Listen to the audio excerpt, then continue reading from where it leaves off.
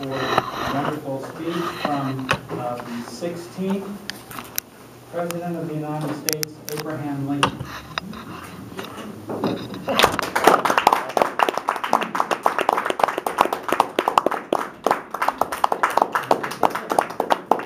Mr. Toastmaster, fellow citizens, yes, I am the 16th President of the United States. I make few appearances, but on special occasions. And this evening I want to share with you a different side of my life. My life was filled with tragedy and darkness at times. I lost my mother at age 9. At age 18, I lost my beloved sister, Sarah, my best friend in the entire world. 2 years older, she died, giving birth to her first child. I married this wonderful lady who loved poetry and French. I outdueled Stephen Douglas for her hand. You may have heard of the Lincoln-Douglas debates. But the thing I want to share with you tonight is the happiest day of my life.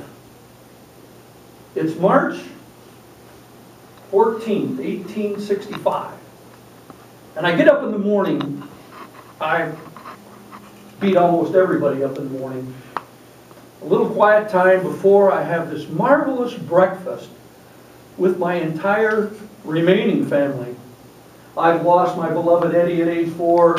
I lost Tad in the White House. So the only family that we have out of our 6 left is Mary, myself, Tadpole, this amazing prankster of the White House at age 11, and Robert Todd, my oldest son, who, if I'm honest, I didn't share enough time with him. I was on the circuit, and he was kind of jealous of the younger children. But on this morning, one of my happiest days, he shared with us the fact that he had been at Petersburg, the final battle of the war, as a captain in Grant's administrative staff. He observed the surrender at Appomattox. And I was excited to hear the details from my oldest son. And Tadpole was so proud of his brother as he shared those stories. I even sent an emissary over to Grant and said, "Look, General Grant, we were going to meet at 10, but I'm having so much fun here at home. Let's postpone that meeting till 11. So at 11 o'clock, the entire cabinet meets. General Grant regales us with the surrender at Appomattox. And I remind the White House that this is not an autonomous group of folks, that I am still the president, and we will let the South down easy with brotherly love." At 2 o'clock, the meeting adjourns, and I run home to have lunch with Mary. We have this nice short lunch. And I said, "Dear, I set aside 4 o'clock for our buggy ride. And at 4 o'clock, we go for a ride alone." She looks at me and she said, "Abe, I haven't seen you so joyous in years." And I say, "Well, it's one of the happiest days of my life. The war is over. I have the opportunity to be a peacetime president." I even remarked that when my term is over, we can go back to Springfield, and 2 dreams are to go to California and someday to go to the Holy Lands and walk where the Master walked. We get back from the buggy ride, and as I'm departing, a one-armed Union soldier looks at me and says, actually he shouts, he says, "Mr. President, I'd give my other arm to shake hands with Father Abraham." And I walk over to him and I shake his hand and I say, "Son, It's not necessary. You have the thanks of a grateful president and a grateful nation. We go back into the White House, and there's a little party going on, just of friends, and pretty soon my valet comes to me and says, Mr. President, we're a little late for the theater. My wife Mary looks at me and says, honey, you've heard this before? Not tonight, I have a headache.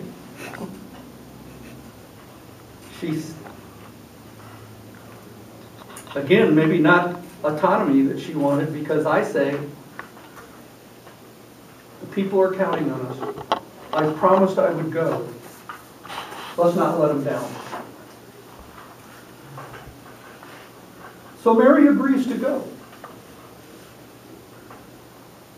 Now, one side light on Mary, who has been called insane and all kinds of tough names, that has never been shared, is the fact that many times she went out to the soldiers' home and ministered to the soldiers and wrote personal letters home without any publicity whatsoever.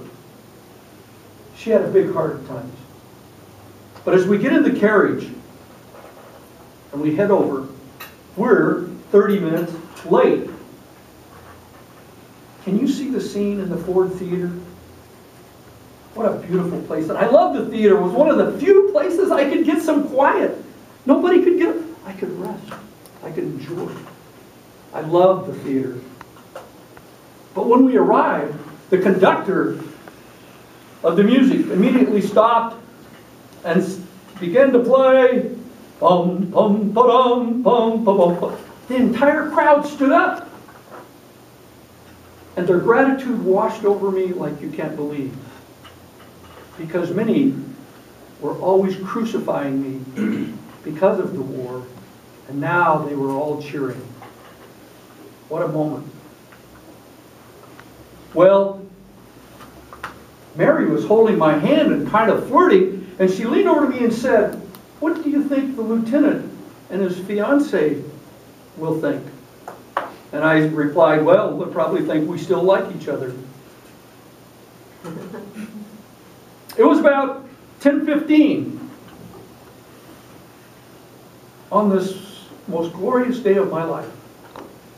And I leaned over to Mary, and she wrote later, my last words to her were, someday I want to go to the Holy Land and walk where the Master walked. It was a glorious day, and I'm thankful for it.